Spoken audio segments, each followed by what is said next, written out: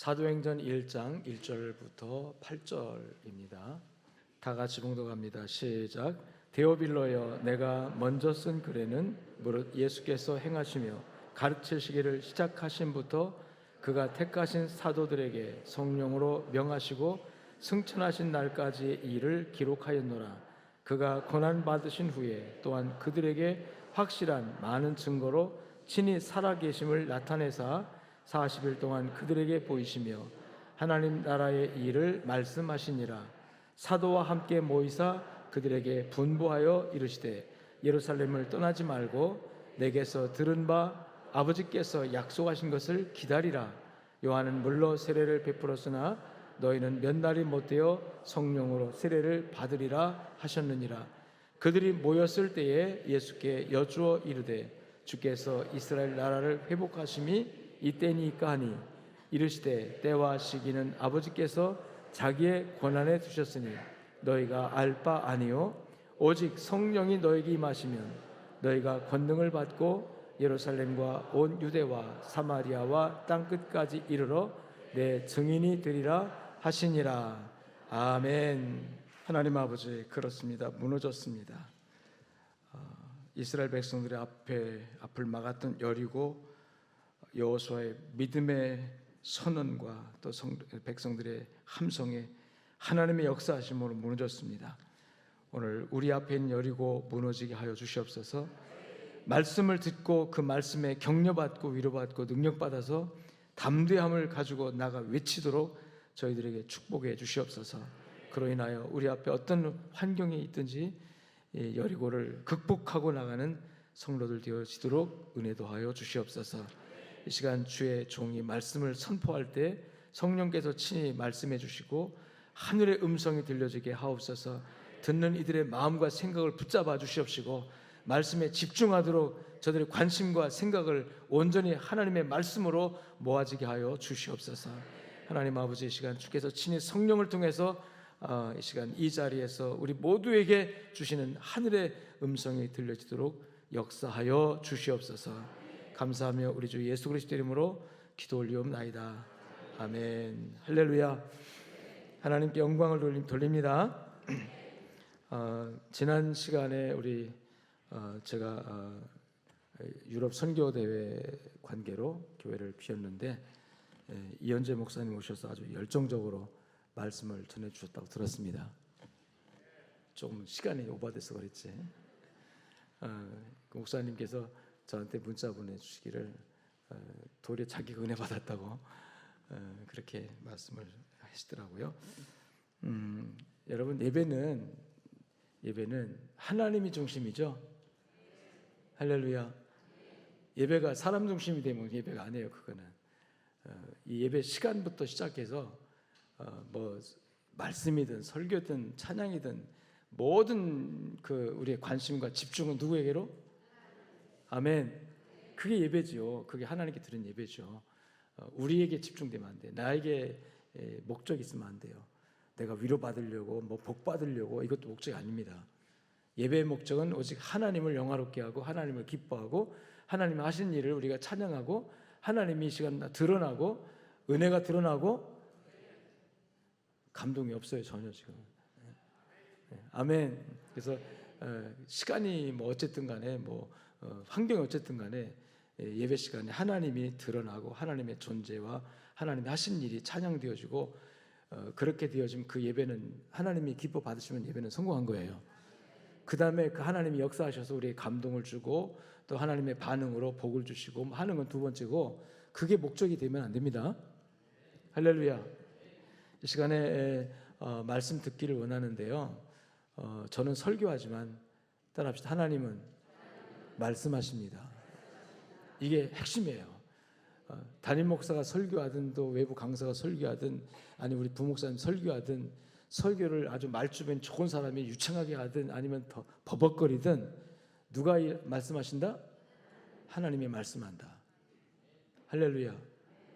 단 한마디라도 하나님의 말씀을 들려주면 거기에는 생명의 역사가 일어나고 거기에는 하나님의 축복이 있습니다. 근데 유창한 아주 이 웅변에 능한 사람이 와서 아주 그냥 쌈박하게 설교해도요 성령의 역사하지 않으면 그건 아무 의미 없어요. 그냥 소리 나는 꽹과리, 울리는 꽹과리 되고 마는 거죠. 오늘 시간에 하나님께서 친히 이 자리에 임재하셔서 저에게나 우리 모두에게 말씀 주시기를 축복합니다. 우리는 2주 전에 부활절을 지냈습니다. 예수님 부활하셨습니다. 부활하신 예수님은 지금도 살아계십니다. 나는 믿는 바를 여러분에게 선포해요. 내가 믿지 못하고 선포할 수가 없는 거예요. 내가 확신하지 못하고 어떻게 여러분들에게 그 얘기를 하겠습니까? 저는 내 개인적으로 예수 그리스도가 부활하셨고 또 지금도 살아계시고, 비록 눈에 보이지 않지만 이 시간 하나님 손으로 만질 수 없지만 지금도 이 공간에 이 자리에 임재하셔서 우리의 찬양을 받으시고 예배를 받으시고 또 우리의 마음을 열어서 말씀 듣게 하시고 하는 그 성령의 역사를 저는 확신합니다. 그래서 이 시간 틀림없이 하나님께서 여러분들에게 말씀 주실 거예요. 각자에게 형편에 따라서 사정에 따라서 하나님께서 적용해 줄 거예요. 나는 표현의 한계가 있고 말주변의 한계가 있어요. 지식의 한계가 있고 내 능력은 아무것도 아니에요. 그렇지만 하나님은 무한하신 능력이 있기 때문에 하나님의 권세로 하나님이 원하시는 것을 여러분들에게 주시고 또 여러분이 필요하는 것들에 대해서 하나님께서 하시고 채워주실 줄로 믿습니다. 부활 후에 예수님께서 바로 승천하지 않으시고 40일 동안을 이 땅에 머무셨다고 했는데 첫 시간에 이 부활 후에 왜 주님께서 이 땅에 머물러 계셨느냐? 오늘 본문의 말씀처럼 주님께서 확실한 많은 증거로 친히 살아계심을 자체 증거하시기 위해서 40일 동안 시간을 가지셨습니다. 그래서 40일이라는 기간이 예수님 살아나셨다는 증거하는 기간이었어요. 예수님께서 총 12번에 걸쳐서 제자들에게 나타납니다. 심지어 개인적으로 나타나기도 했지만 공개적으로 약 500명이 함께 모였을 때 동시에 나타나기도 하셨습니다. 그래서 예수님은 살아나신 것, 본인이 부활하신 것을 친히 본인이 증명하셨습니다. 할렐루야. 그래서 40일 기간이라는 이 기간이 굉장히 중요한 기간이에요. 그래서 부활하신 다음에 바로 승천하셨으면 진짜 맞나? 뭐 이런 의구심이 있을 텐데 40일 동안 승천하지 않으고 머물면서 땅에 머물면서 죽었다가 살아나신 그 몸, 처참하게 찢기고 상하고 못 박히고 창으로 옆구리 찔렸던 그 몸을 다시 사신 몸을 보여주시고 만져보게 하시고 또 제자들과 함께 음식도 나누면서 그들에게 증명해 주셨어요. 하나님은 스스로 자기를 증명하신 분입니다. 아멘. 그래서 이 시간도 성령께서 여러분들에게 친히 여러분의 믿음 속에, 마음 속에, 의지 속에 역사하셔서 제가 아까 부활을 확신한다고 그랬잖아요. 그게 바로 내 마음에 누가 뭐라고 해도 난 부활이 믿어지는 믿음을 주신 그것이 바로 주님이 지금도 자기를 증명하고 있다는 것을 저는 확신합니다. 여러분에게도 그런 믿음이 있다면 주님은 지금도 여러분의 마음속에서 나 부활했어라고 자기 증명을 하고 있는 거예요. 할렐루야. 이 증명을 가지고 주님이 또 무슨 일을 하셨는가? 두 번째 시간인데요. 따라합시다. 회복의 사역을 하셨습니다. 회복이 뭐냐면 있던 것이 약해지거나 또 깨졌거나 무너졌거나 뭐 했을 때 다시 원래 상태로 되돌리는 걸 회복이라고 하잖아요. 건강했던 사람이 건강을 잃어요. 그러면 빨리 회복되기 바랍니다. 그럼 다시 건강해지기 바랍니다. 그거잖아요. 근데 제자들에게 어떤 면면에 있어서 무너진 것이 있고 깨진 것이 있고 문제가 발생했는데 이걸 다시 회복시켜주는 사역을 하셨는데 첫 번째가 뭐를 회복시켜줬냐면 한번 따라합시다. 상처받은 믿음. 믿음이 상처를 받았다는 말이 이해가 됩니까? 믿음이 상처를 받았어요. 원래 제자들에게 예수님께서 믿음을 주셨는데요. 그 믿음이 무슨 믿음이냐면 예수님 자신을 그리스도로 믿는 믿음을 주셨습니다. 제자들에게 물었죠. 사람들이 나를 누구라고 하느냐? 그랬더니 사람들은 예수님에 관해서 세례 요한 아니면 엘리야 뭐 선지자 중에 훌륭한 한 사람 이렇게 소개하니까 이렇게 얘기하니까 그래 그러면 너희들은 바로 제자들에게 너희들은 나를 누구로 생각하느냐 했을 때 베드로가 대답하죠. 주는 그리스도시요 살아계신 하나님의 아들입니다. 이거 엄청난 고백입니다. 다른 일반 대중들은 일반 사람들은 예수님의 기적을 보고 오병의 역사를 보고 예수님을 어떻게 평가했냐면 이분은 대단한 분이다. 이분은 보통 사람 아니다. 이분은 엘리야다. 구약성경에 기적을 행했다는 엘리야다. 이분이야말로 죽었다가 살아난 세례 요한이다. 막 이렇게 예수님을 굉장히 높이 평가했습니다. 그렇지만 예수님은 거기에 만족하지 않으시고 제자들에게 질문을 던졌어요. 너희들은 나를 누구로 보느냐 했더니 제자들이 대답한 대답을 베드로가 대신했잖아요. 그게 대답 뭡니까? 주는 그리스도시요 살아계신 하나님의 아들입니다. 여기서 그리스도라는 이 대답이 굉장한 거예요. 그리스도라는 것은 기름 부음을 받은 사람이라는 뜻인데 왕에게 기름 붓고 그 다음에 선지자에게 기름 붓고 제사장에게 기름 부어서 구약시대에 그러니까 예수님에 관해서 예수님은 왕이시고 제사장이시고 선지자다 이 말이거든요. 그러니까 이 그리스도라는 이 고백은 예수님을 보통 사람으로 본 게 아니라 구약성경에서 인류 구원을 위해서 하나님이 보내주기로 약속한 메시아라고 하는 고백이에요. 그러면서 말하죠. 그리스도이면서 그 다음에 하나님의 아들, 살아계신 하나님의 아들. 할렐루야. 여러분 이 고백은 엄청난 고백이거든요. 이런 고백을 제자들이 가졌었고 이 고백이 제자들의 믿음이 아니라 예수님께서 베드로를 칭찬하시면서 잘했다고 하시면서 이 고백은 너의 임의로 너의 혈육으로 내 생각으로 하는 고백이 아니라 하나님께서 아버지께서 고백하게 한 거다. 그래서 여러분 신앙 고백은 내가 하는 게 아니고 하나님이 나에게 믿음을 주셔서 하게 하셔야 할 수 있는 겁니다. 여러분이 지금 예수 그리스도를 구주로 믿는 믿음 고백이고 내가 하고 싶어서 한 게 아니에요. 하나님이 마음을 열어서 예수를 믿게 하시니까 그 믿음이 고백되어진 겁니다. 그런 믿음을 가졌던 제자들이에요. 예수님을 하나님의 아들로. 할렐루야. 근데 그 하나님의 아들 예수가 지금 십자가에서 처참하게 깨지는 모습을 제자들이 본 겁니다. 하나님의 아들이라면 여러분 예수님께서 십자가에 못 박힐 때 한 강도가 그랬잖아요. 네가 하나님의 아들 맞다면 너 한번 내려와 봐라. 너도 살고 우리도 살려달라 그랬잖아요. 하나님의 아들이라고 하는 것에 시험을 지금 받는 거예요. 거기에 제자들이 그 믿음이 지금 상처받게 된 거예요. 아니 하나님의 아들이라고 고백했는데 이 고백이 나의 고백이 아니라 하나님의 고백이라고 예수님이 말씀했는데 근데 그 하나님의 아들이 지금 보니까 십자가에 못 박혔어요. 한마디 변명도 못하고 찍소리 못하고 힘없이 끌려가고 매맞고 가시면류 안 쓰고 침뱉음 당하고 정말 무기력하게 힘없이 아무것도 아닌 존재처럼 십자가에 처형되는 모습을 보면서 얼마나 이 제자들의 믿음이 지금 실망 내지는 상처를 받았겠는가.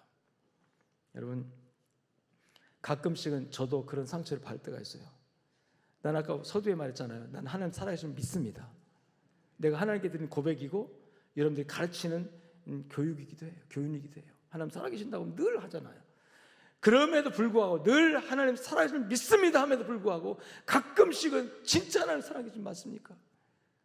어떤 문제가 터질 때 내가 해결할 수 없는 어떤 문제 앞에 딱 설 때 하나님 살아계십니까? 살아계신다면 한번 좀 기적을 한번 보여줘 보세요. 근데 그럴 때는 하나님 기적 안 보여주시더라고요.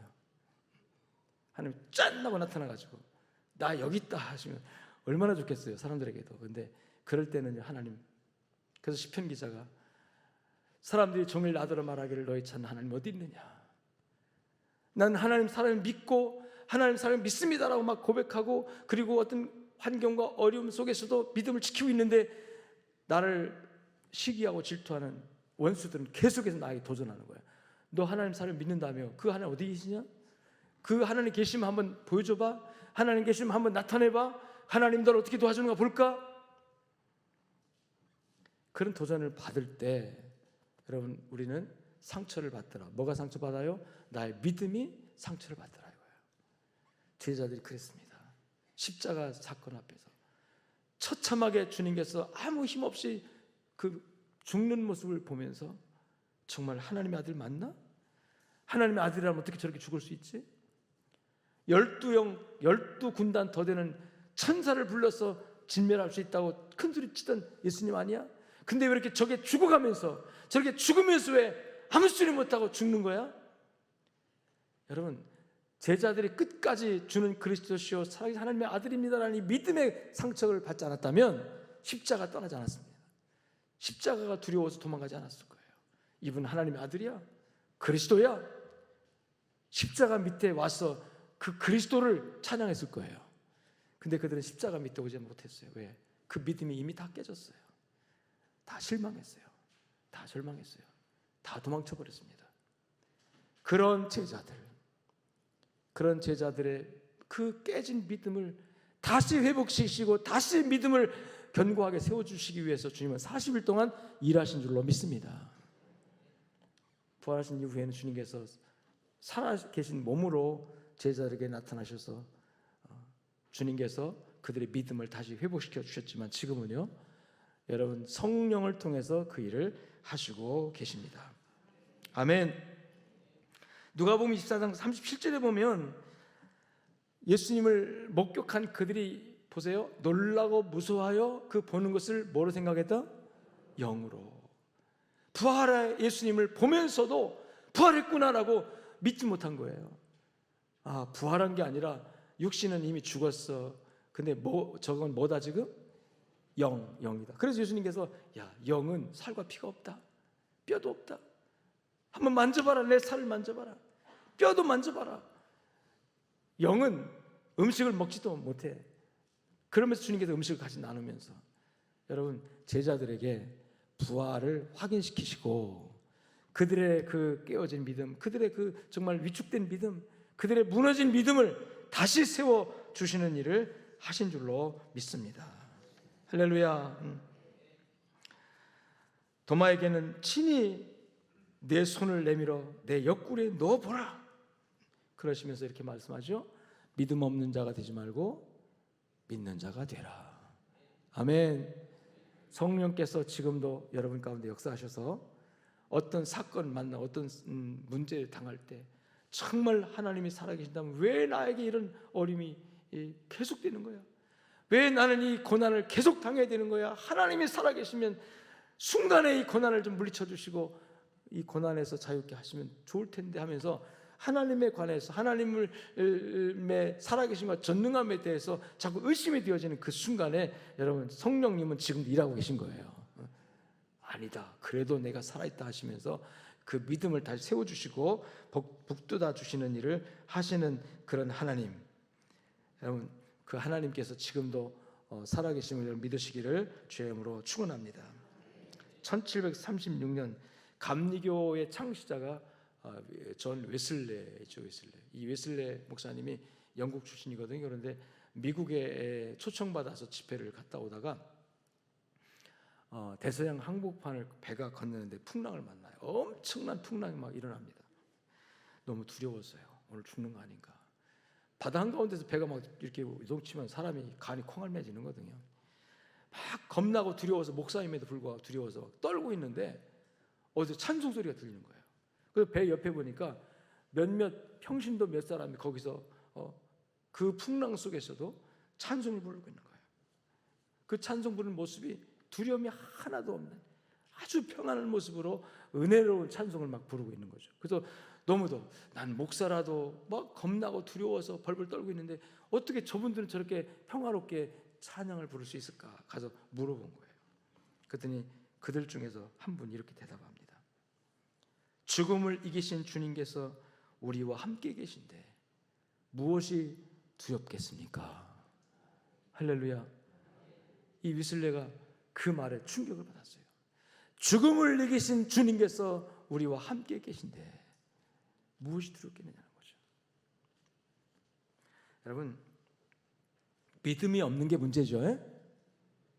주님이 우리와 함께 한다는 믿음이 없는 게 문제죠. 문제가 아니라 뭐가 문제예요? 믿음이 없는 게 문제예요. 풍랑이 문제가 아니라 뭐가 문제예요? 믿음이 없는 게 문제예요. 근데 그 믿음이 십자가 때문에 다 깨져버린 거예요. 제자들에게는. 그러니까 두려웠어요. 그래서 문을 꽁꽁 닫고 있었죠. 두려움. 여러분, 믿음이 상처를 입으면 그 다음에 오는 증상이 뭐냐면 두려움이에요. 두려움. 그래서 주님은 믿음을 다시 회복시켜 주셨고, 믿음이 회복되어지고 나면 믿음이 회복된 그곳에 따라합니다. 평안이 임한다. 평강이 임합니다. 그때 만났던 위슬레가 만났던 모라비안 교들, 독일의 그리스도인들, 독일에서 일어난 이 개신교의 한 분파가 모라비안 교파인데 그 모라비안 교도들이 그렇게 부활하신 예수님이 함께 계신데 무엇이 두렵습니까? 라는 고백에 위슬레가 충격을 받아가지고 그때 하나님께 엎드려지면서 기도해가지고 결국 부흥운동을 일으켜서 감리교가 만들어지고 하는 그런 역사가 일어났잖아요. 여러분, 자신의 문제가 있어서 문제가 풍랑의 문제가 아니라 믿음이 없는 것이 이 두려움의 이유였다는 것을 깨닫고 하나님께 엎드려서 성령 충만 받을 때 어떤 두려움도 물리칠 수 있는 용기가 생겨나게 되는 줄로 믿습니다. 마가복음 16장 14절에 보니까 예수님께 제자들을 꾸짖는 장면이 나옵니다. 꾸짖는 거. 근데 뭘 꾸짖냐면 제자들에게 막 다른 걸 꾸짖는 게 아니라 믿음이 없는 것을 꾸짖으시고, 믿음이 없는 것과 마음이 완악하니까 믿음이 없어진 거 없잖아요. 왜냐하면 그 마음이 완악해지니까 예수님의 부활을 믿어지지 않았어요. 그래서 믿음이 없는 거예요. 예수님께서 그걸 보시고 믿음이 없는 것을 꾸짖었다. 제자들을 너희들이 나를 이렇게 배반할 수 있어? 내가 십자가 지는데 다 도망치고 뭐 그걸 꾸짖는 게 아니에요. 그들의 실수나 허물을 꾸짖는 게 아니라 뭘 꾸짖어요? 믿음이 없는 걸 꾸짖어요. 그 믿음이 왜 없습니까? 십자가 사건 앞에서 다 그 믿음이, 주는 그리스도시요 살아계신 하나님의 아들이라 고백했던 그 온전한 믿음이, 베드로에게 천국 열쇠를 내게 준다고까지 말씀하실 정도로 그 믿음을 칭찬했던 그 믿음, 칭찬받았던 그 믿음이 지금 다 깨져서 그 믿음이 다 지금 다 사라져버렸어요. 믿음 없는 자가 된 거예요.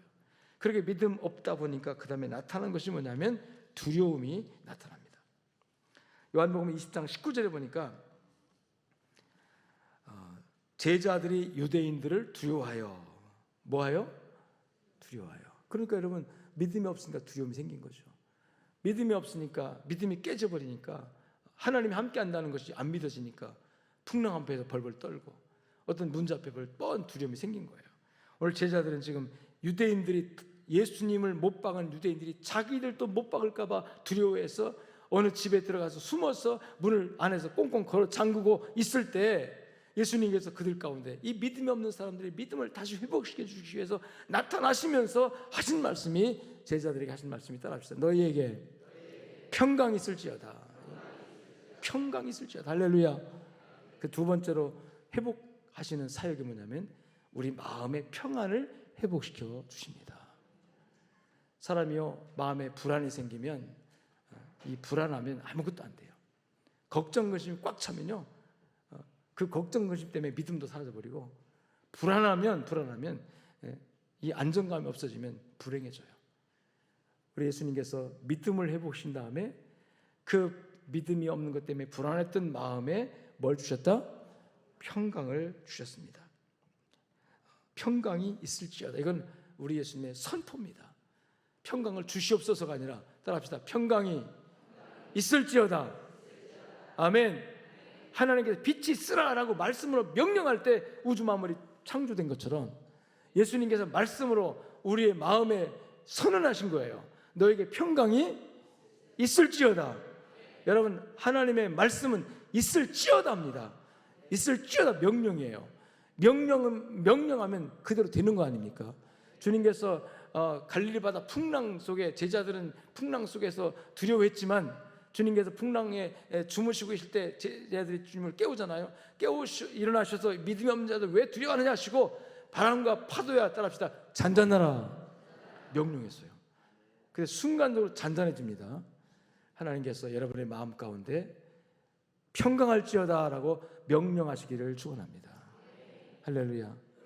그래서 평강 회복 사역. 여기서 말하는 평강이라는 단어는 헬라어로 에이레네라는 단어인데요, 평화, 화목 또는 평안 이런 뜻을 가지고 있어요. 그런데 그보다 더 중요한 게 뭐냐면 그 평안과 평화가 누구로부터 오느냐 하는 건데, 따라합시다. 하나님이 함께 하심으로, 예수님이 함께 하심으로, 주님이 함께 함으로 얻어지는 안정감, 주님과 나 사이에 화목이 이루어져서 내게 이루어지는 그 평안함, 이것을 말할 때 에이레네라고 하는 거예요. 여러분, 우리는 하나님과 범죄, 하나님께 죄를 지음으로 하나님과 관계가 깨지면서 어떤 관계에 됐다고 했습니까? 에베소에 보니까 하나님과 원수 관계에 됐다고 했어요.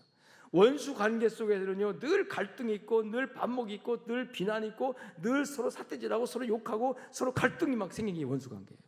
그래서 기회가 되면 막 잡아 죽이려고 하고, 실제로 죽이고 그러잖아요. 그게 원수입니다. 하나님과 우리 인간 사이가 그렇게 됐어요, 죄 때문에. 그런데 예수 그리스도께서 십자가에 못 박혀 죽으심으로 말미암아 이 원수되었던 우리가 이제 어떻게 됩니까? 화목이 이루어지죠. 아멘. 이 화목이 에이레네 이거. 근데 이 화목이 이루어진 것이 어떻게 이루어지느냐면 여러분 하나님이 우리 안에 계심으로. 원수 관계 속에는 함께 있을 수 없어요. 원수는 서로 등지고 서로 떨어져 나가는 거잖아요. 원수가 함께 있으면 불안해요. 서로 싸움 받지만 하지. 근데 원수는 멀리 떨어질수록 좋아요. 근데 이 원수 관계가 해소되면서 이제 하나님이 우리 안에 계신 거예요. 십자가로 이 일을 주님이 이루신 거죠. 그런데 제자들은 믿음이 없고 그러다 보니까 두려움에 쌓였을 때 우리 주님이 그 가운데 들어가셨어요. 공간적으로는 그 당시 제자들이 여러분 두려워서 문을 닫아 걸고 있는 그 방 안에, 그 집 안에 예수님이 여러분 들어오셔서, 여기 성경에 보니까 두려워하여 모인 곳에 문을 닫았더니, 문을 닫아 걸었습니다. 예수께서 오사 어디에 왔어요? 그 가운데 두려움이 꽉 차 있는, 무서워서 벌벌 떨고 문을 닫아 걸고 두려워서 있는 그 두려움에 가득 찬 그 공간 안에 예수님이 오셔서 평안할지어다, 평강 있을지어다. 그 순간에 그 두려움의 어둠은 싹 물러가고 그 공간에 주님이 딱 나타났음으로 말미암아, 부활한 주님 나타남으로 말미암아 그 제자들의 두려움은 완전히 사라져버리고 여러분의 참된 평안과 평화가 이루어지고 행복이 이루어진 줄로 믿습니다. 사랑하는 성도 여러분, 여러분의 마음 안에 부활하신 예수님이 나타나셔서 임재하심으로 인하여 온갖 두려움과 온갖 어둠은 다 사라져버리고 참된 평안이 회복되어지는 줄로 믿습니다. 자, 부활 이후 40일 동안은 주님이 친히 살아나신 몸으로 그 일을 하셨지만 지금은 보혜사 성령을 통해서 그 일을 하신다. 보혜사 성령이 충만한 사람의 마음속에는 두려움이 없어요. 그 마음속에는요 평안만 있습니다. 하나님을 믿고 예수를 믿으면서도 아직도 뭔가 마음에 불안하고 두렵고 걱정이 꽉 차 있으면요 성령님이 내 안에서 주도적인 충만함이 없다는 얘기예요. 그래서 그럴 때 기도해야 합니다. 하나님 이 문제 물리쳐달라고 그 기도도 해야 되지만 그보다 더 중요한 것이면 나를 두렵게 만들고 나를 괴롭게 만들고 나를 아프게 만들고 나를 지금 힘들게 만드는 그거 없애달라고 기도도 해야 되지만 더 중요한 게 뭐냐면 따라합시다. 성령 충만. 아멘. 성령 충만하면 내 앞에 어떤 문제도 문제될 게 없다는 얘기라니까요. 문제는 뭐냐면 성령이 내 안에 없는 게 문제죠. 성령 충만하지 못하면 모든 것이 사소한 것 하나도 다 나에게 버거운 것이 되어버리고 말아요. 그러나 성령이 충만하면 함께 하시면은요 아무리 큰 문제도 여러분 그 문제에 짓눌리지 않고 평안하게 평강이 이루어질 수 있습니다. 그 평안이 여러분들에게 공급되기를 주님 축원합니다. 세 번째, 주님께서 무슨 회복 사역을 하셨느냐면 따라합시다. 식어진 사랑. 식어진 사랑. 그래서 제자들의 식어진 사랑을 다시 회복시키는 일을 하셨는데 그게 바로 갈릴리 바다에 고기 잡으러 갔던 제자들에게 다시 찾아가셔서 사랑을 물으세요. 얘들아, 너희들이 그럴 수 있니? 그렇게 두 주먹 푹 꾼지고 죽는 데까지 나를 버리지 않고 따르겠다고 했던 너희들이 나를 다 버리고 배반하고 그럴 수 있어? 이거 주님이 따진 게 아니라 여러분 베드로에게 또 제자들에게 물어요. 너희가 나를 사랑하느냐? 특히 베드로에게 이 사람들보다 나를 더 사랑하느냐? 아멘.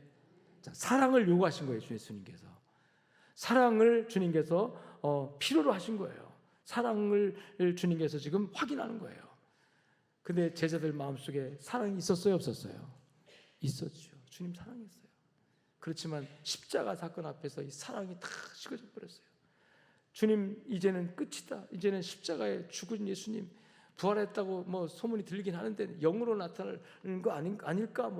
진짜 사람이 어떻게 부활해? 이런 의구심 때문에 두려웠고, 그다음에 그런 의구심 때문에 마음에 평안이 없었고, 그런 의구심 때문에 지금 주님을 향한 사랑이 지금 다 무너져 버린 거예요. 주님께 찾아가셔서 얘들아, 아직도 나를 이 세상 모든 사람보다 나를 더 사랑하느냐고 사랑의 여러분 질문을 던졌는데요. 이 사랑의 질문 앞에 베드로가 나서서 대답한 게 거예요. 주여, 사랑하는 줄 주께서 아시나이다. 내가 주님을 사랑하는 줄 주께서 아시나이다. 자기의 한 행동은 사랑 행동이 아니었었어요. 어떻게 사랑하는데 부인합니까? 어떻게 사랑하는 나는 저 사람 몰라라고 부인합니까? 사랑하는데 어떻게 사랑하는데 등지고 그 십자가의 엄청난 고난을 주님 홀로 받는데 난 몰라고 등지고 도망가 버립니까? 그건 사랑 행동이 아니에요. 입술로는 사랑한다고 고백할지라도 여러분 그건 사랑 행동이 아니었어요. 그러나 베드로의 마음속에는 십자가 때문에 주님을 사랑하는 그 사랑이 다 상처받았지만 주님이 다시 오셔서 그래도 나를 사랑하지라고 물으신 거예요. 그 질문에 베드로는 부끄럽고 죄송하지만 주님 사랑합니다라고 고백하죠. 그래서 다시 이 제자들의 마음에서 주님 사랑하는 마음으로 여러분 뜨거운 사랑의 불이 타오를 수 있도록 용기를 주시는 사역을 주님이 하신 줄로 믿습니다. 여러분 어떻습니까? 주님을 사랑하십니까? 주님을 사랑하는 사랑에서 모든 걸 출발해야 되는 거예요. 이 예배도 주님 사랑 때문에 여기 나와서 예배 드려야 되는 거예요. 우리가 하나님을 찾을 때요 대부분 보면 나의 필요 때문에 찾습니다. 아파서 찾고 돈 없어서 찾고 돈 달라고 복 달라고 나에게 뭔가 필요할 때 찾아요. 안 필요하면 안 찾아요. 그런데 여러분 사랑하면은 아무 필요 없어요. 그냥 찾습니다. 우리가 하나님을 찾고 하나님께 예배드리는 이 모든 것이 다 사랑 때문이기를 주님 축원합니다. 왜냐하면 하나님의 당신의 사랑 때문에 우리를 찾아주신 거예요. 하나님이 세상을 사랑하사 세상을 사랑했어요. 그 세상 속에 내가 들어가 있는 거잖아요. 하나님이 나를 사랑하사 나를 살리기 위해서, 나를 사랑하기 위해서, 하나님 나를 사랑할 수 있기 위해서, 여러분 내가 죄 때문에 하나님 원수돼 가지고 하나님 사랑을 받을 자격이 없어요. 근데 하나님 나를 사랑하시려고, 사랑하려고, 사랑을 나에게 주시려고 그 주시는 통로를 열어준 것이 바로 예수의 십자가입니다. 예수의 십자가를 통해서 하나님은 자기 사랑을 나에게 보여준 거예요. 그 사랑의 크기를 보여줬고 사랑의 깊이를 우리에게 보여준 거예요. 얼마큼 사랑했습니까? 자기 아들을 십자가에 못 박혀 죽게 하실 때 그 정도로 누구를 사랑했습니까? 성경은 세상을 사랑하사라고 하지만 나를 사랑하신 겁니다. 여러분 그 사랑을 우리가 받았어요. 그 사랑을 받은 우리는 나도 하나님을 사랑해야 할 사랑의 의무가 생겨나게 되는 줄로 믿습니다. 아멘. 그래서 기독교의 핵심은 사랑이고 하나님 사랑, 할렐루야. 그 하나님의 사랑이 내게 임했고 내가 사랑받은 사람으로서 나도 이제 누구를 사랑해야 돼요? 하나님을 사랑하는 거예요. 그래서 하나님의 사랑에 대한 반응으로서 우리가 신앙생활을 해야 되는데 이거를 우리 기독교 종교라고 하는 거예요. 기독교는 그냥 일반적인 종교가 아닙니다. 사랑에 반응하는 종교예요. 하나님의 사랑에 반응해서 나도 주님을 사랑합니다 하는 거예요. 예수의 십자가가 하나님의 사랑의 표현이고 그 십자가를 통해서 내가 구원받았고 하나님의 사랑을 받았기 때문에 나도 주님을 사랑합니다 하고 하는데 어떻게 주님을 사랑하냐? 어떻게 하나님을 사랑하느냐? 위로 내 몸과 마음과 정성을 다해서 하나님을 사랑하고 그리고 내 이웃을 내 몸까지 사랑하라. 할렐루야. 따라합시다. 하나님 사랑, 이웃 사랑. 이게 바로 성경이 말하는 사랑입니다. 이웃을 사랑하는데 이게 그냥 이웃 사랑이 아니에요. 하나님이 나에게 주신 사랑에 반응해서 하나님 사랑합니다 라고 하나님에게 대한 반응인데 그 하나님을 사랑하는 표현으로 누구를 사랑해야 돼요? 이웃을 사랑해야 되는 거예요. 아멘. 우리 이웃을 사랑합시다. 그 이웃 중에서도 가장 그 사랑의 대상자가 소외된 사람들이 사랑하지 않는 사람에 대해서 사랑하는 것이고 그리고 그 사랑의 핵심은 뭐냐면 따라합시다. 원수 사랑이다. 여러분 원수 사랑은요 모든 율법의 완성입니다. 우리가 율법은 지킬 수 없어요. 우리가 혈육을 가지고 이성을 가지고 우리 이 육신을 가지고는 율법을 100% 완성해서 지킬 수가 없습니다. 그래서 하나님께서 의인은 없나니 하나도 없다고 이미 성경에 말씀했어요. 그럼 우리는 다 죄인이란 뜻이에요. 그런데 하나님이 원수를 사랑하면 율법의 완성이라고 말합니다. 율법은 못 지켜도 원수를 사랑함으로써 내가 율법을 다 지킨 것과 같은 그런 효과를 얻는다는 거죠. 그런데 이 원수 사랑을 할 수 있을까요? 없을까요? 없습니다. 없는데 있도록 하신 분이 하나님이세요. 그 근거가 뭐냐면 원수 되었던 너를 내가 너를 사랑했다는 거거든요. 원수 되었던 나를 하나님의 원수가 돼서 하나님의 진노만 받을 수밖에 없던 나를 하나님이 십자가의 희생을 치르시고 나를 사랑하셨기 때문에 너도 이 사랑을 받았으면 그 사랑을 가지고 내 이웃을 사랑하되 원수를 사랑하라. 할렐루야. 아멘. 우리 기독교는 끊임없이 사랑을 우리가 완성하고 사랑을 이루어야 되는 종교예요. 그래서 생명의 종교라. 사랑은 생명이지 않습니까? 여러분, 이 식어버린 사랑, 예수님께서 40일 동안 이 식어버린 사랑을 다시 회복시키면서 주님을 사랑하기 때문에 너희들이 나를 사랑하느냐 하면서 주님께서 하신 말씀 뭔지 아십니까? 따라합시다. 내 양을 먹이라, 내 양을 치라. 이게 뭐냐면 사명입니다. 그래서 네 번째로 따라합시다. 사명을 회복시켜 주셨습니다. 아멘. 그래서 사명의 첫 출발은 뭐가 되어야 합니까? 사랑이 되어야 해요. 혹시 우리 성가대원들 성가대 헌신하는 거 다 헌신, 남들보다 1시간 먼저 나와서 연습하고 또 끝나고도 연습하고 뭐 하는 거 다 헌신이잖아요. 시간 다 바치는 거니까. 왜 합니까? 왜 해요? 그냥 찬양이 좋아서. 틀렸어요. 그러면 안 됩니다. 찬양이 좋아서. 그럼 어느 날 찬양 안 주면 안 하려고요?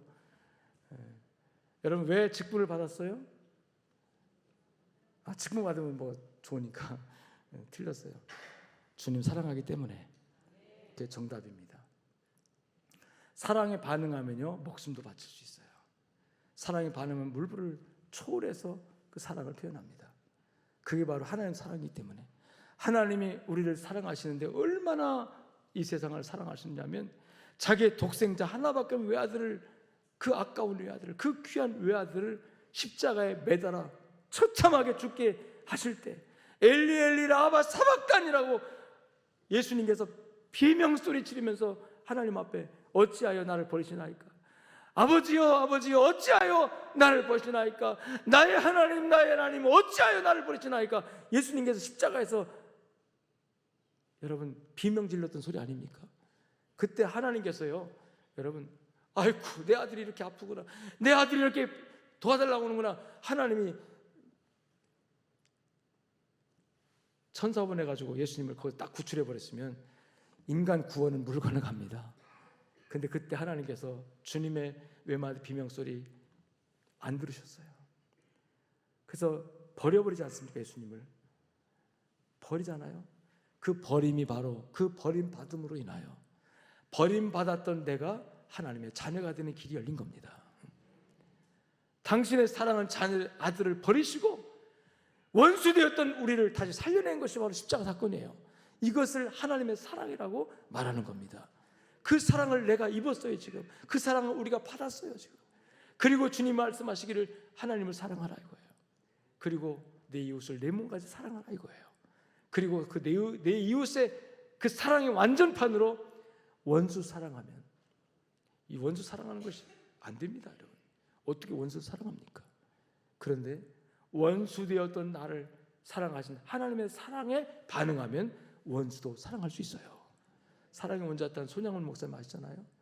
동인이와 동신이 두 아들을 죽인 그 원수 어떻게 사랑합니까? 어떻게 용서합니까?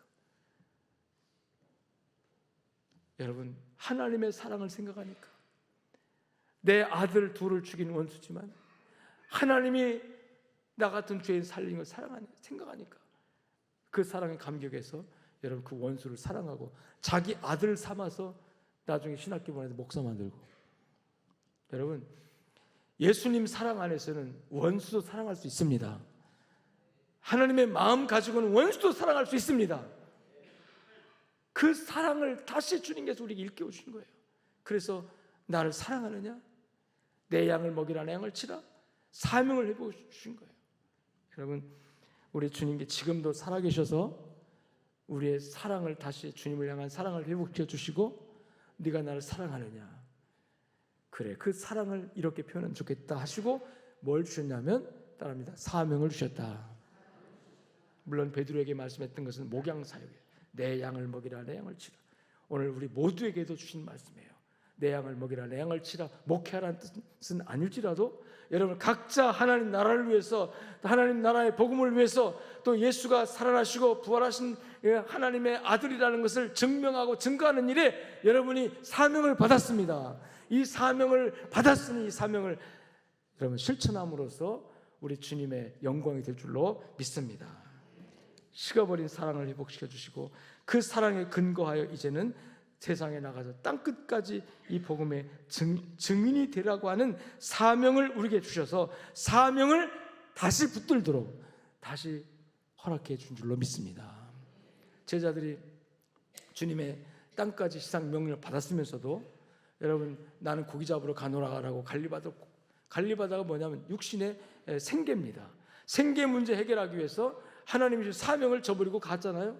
근데 주님 찾아가셔서 사랑을 회복시킨 다음에 다시 너희는 갈릴리바다의 육신의 양식을 위해서 이 고기 잡는 이 일을 하는 사람이 아니라 영혼구원을 위해서 사람 낚는 어부가 되는 이 일을 감당해야 할 사람이라고 주님께서 그들에게 사명을 다시 회복시켜 준 것처럼 오늘 살아계신 주님께서 여러분 마음속에 사명감을 다시 회복시켜 주시기를 주님 축원합니다.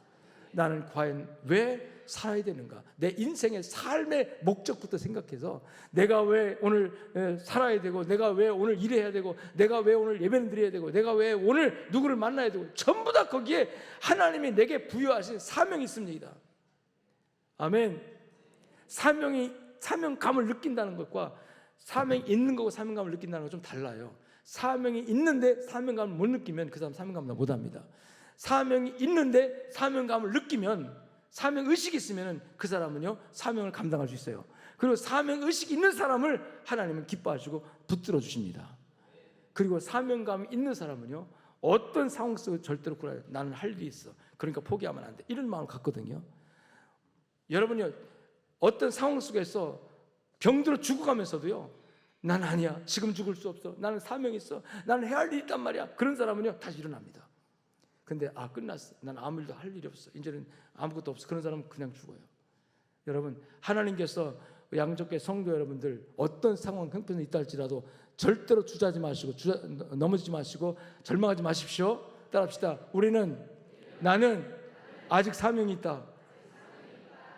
아멘. 그것이 어떤 사명이든 간에 하나님이 내게 준 사명이 뭔지를 깨달으는 얘기예요. 그래서 너 나를 사랑하느냐? 예, 사랑합니다. 그래, 그렇다면 이거 감당해라고 던져준 사명이 있어요.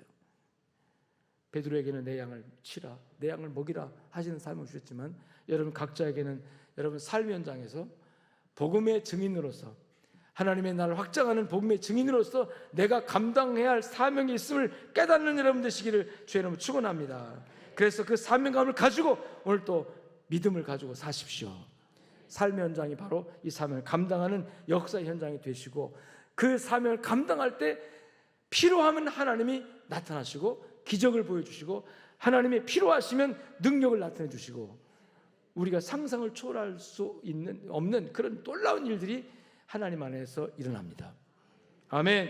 그래서 부활 후에 40일 동안 살아계시면서 하나님께서, 우리 주님께서 그 일하심을 보면서 여러분을 또 부활한 예수님과 함께 동행하시면서 하나님의 영광을 드리는 여러분 되시기를 주님 축원합니다. 첫 번째로 뭘 회복시켜 주셨어요? 상처받은 믿음, 그들의 그 깨진 믿음을 회복시켜. 두 번째로 마음의 평강을, 할렐루야. 오늘 이 말씀 잘 듣는 여러분들이 그대로 다 회복되기를 바랍니다. 믿음이 회복되고 두려운 마음의 평안이 회복되고, 세 번째로 사랑이 회복되고, 할렐루야. 그 다음에 사명감이 회복되고, 이 모든 것의 사명감에 여러분 동력은 사랑에서 나온다는 것이고, 주님 사랑하는 사랑으로 사명 잘 감당해서 여러분 하늘나라 갈 때, 천국 갈 때 하나님 앞에 잘했다 칭찬받는 양정인들 되시기를 주님 축원합니다. 축복합니다. 하나님 아버지 감사합니다. 들은 말씀 그대로 40일 동안 계시면서 제자들의 그 깨어진 믿음, 그 상처받은 믿음을 다시 세워주시고 회복시켜 주시고, 두려움에 휩싸이는 그들 마음에 평강을 주시면서 그들로 하여금 하나님 믿음을 회복시켜 주신 것을 감사드리고, 믿음이 회복되어진 그 마음 속에 사랑을 회복시켜 주시고, 사랑이 회복된 그곳에 사명감을 부여해 주셔서 하나님 나라를 위해서 쓰임받는 일꾼들로 세워주시니 감사합니다. 우리 양정교회 성도들 믿음의 상처를 받았습니까? 오늘 또 이 험한 세상 악한 사탄의 도전 속에서 날마다 내가 교회 와서 신앙 고백하는 것과 실제 삶 현장에서 이 믿음의 괴리가 있어서 하나님 믿음이 혹시 상처받을지라도 우리 주님께서 살아계시니 날마다 오셔서 믿음을 다시 북돋아 주시고 회복시켜 주시옵시고, 무엇 때문에 두려워하고 무엇 때문에 걱정 의심이 꽉 차 있습니까? 하나님 아버지, 이제 주님, 부활하신 예수님이 함께 하심으로 말미암아 평강이 이루어지게 하옵소서. 예수가 나와 함께 하시면 아버지 하나님, 어떤 문제도 문제될 것이 없고 어떤 어둠도 문제될 것이 없습니다. 성령의 빛으로 비춰주시고 평안한 가운데 하나님의 화평이 이루어지도록 도와주시옵시고, 하나님 아버지여, 우리 마음에 주를 향한 사랑이 다시 한번 뜨겁게 불타올 수 있도록 회복시켜 주시고, 하나님여, 주님을 사랑하는 그 마음속에 주시는 사명감이 다시 회복되어져서 하나님 나라를 위해서 멋지게 쓰임받고 마지막 날 주님 앞에 설 때 잘했다 칭찬받고, 이 땅에 사는 날에는 하나님 믿는 사람으로서 자부심과 하나님 긍지가 살아나고 자존감이 살아나서 행복한 신앙생활을 할 수 있는 양정인들 다 되어지도록 은혜 더하여 주시옵소서. 감사하며 우리 주 예수 그리스도의 이름으로 축복하며 기도 올리옵나이다. 이제는 살아계신 우리 주 예수 그리스도의 은혜와 하나님 아버지의 무한하시고 극진하신 사랑과 성령님의 위로교통 충만 역사하심이 말씀을 붙들고 나아가는 양적교회 모든 성도들 머리 위에, 저들의 가정과 삶의 현장 속에 이제로부터 영원토록 함께 있을지어다. 아멘.